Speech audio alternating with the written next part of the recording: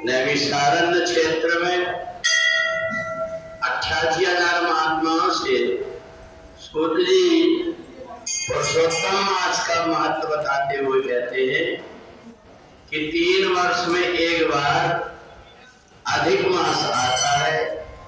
एक एक करके कभी चैत्र का महीना, कभी वैशाख का, कभी जेठ, कभी आषाढ़, कभी सावन।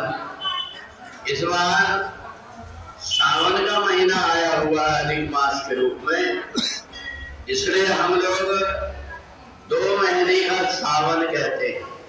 वास्तव में 2 महीने का सावन नहीं है, 1 महीना पुरुषोत्तम मास है और 1 महीना श्रावण मास।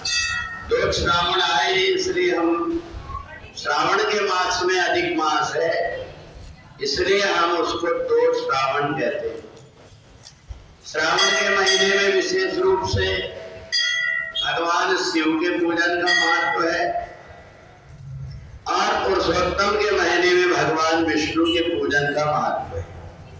तो इसलिए इस बार श्रावण का महीना 2 आए हैं, अधिक मास श्रावण का माना गया है, इसलिए हम लोग हरि और हर भगवान विष्णु की और भगवान शिव की दोनों की पूजन कर रहे हैं।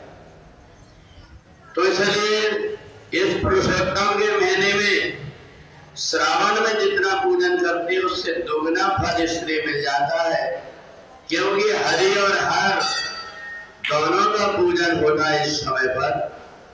तो सूत जी कहते हैं कि एक बार कार्तवीर नाम के एक राजा ने सब प्रकार की विद्याओं को सीखे हुए रावण को बंदी बना लिया और बंदी बना करके जब रखा तो उसने बहुत प्रकार के उपाय किया, परंतु छोड़ा नहीं। एक बार पुलस्त ऋषि ने उनको समझाए, उनके कहने पर वो छोड़ दिया क्योंकि वो धर्मात्मा राजा था। उस समय पर देवगुरु बृहस्पति से इंद्र ने पूछा कि गुरुदेव ये बताइए कि रावण जैसे बलवान को भी कार्तवीर ने बंदी बना दिया, ऐसा कौन सा उसके पास में शक्ति थी।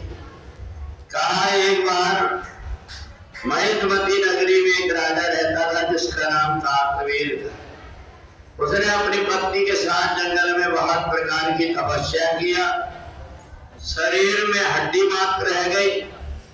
पति पत्नी दोनों दुखी हो गए कि अब तो प्राण निकल जाएंगे, परमात्मा के दर्शन नहीं हुए।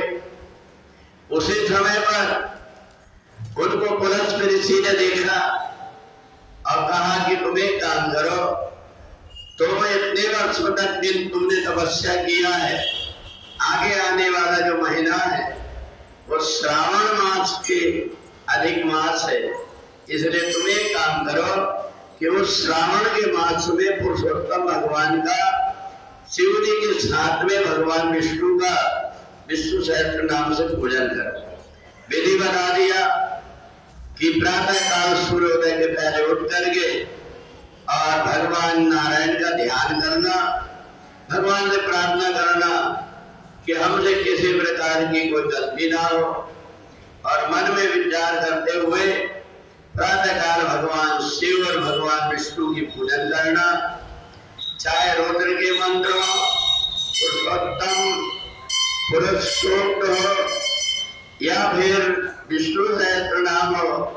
अगर ये नहीं भी हुआ तो ओम नमो भगवते वासुदेवाय का जाप करना।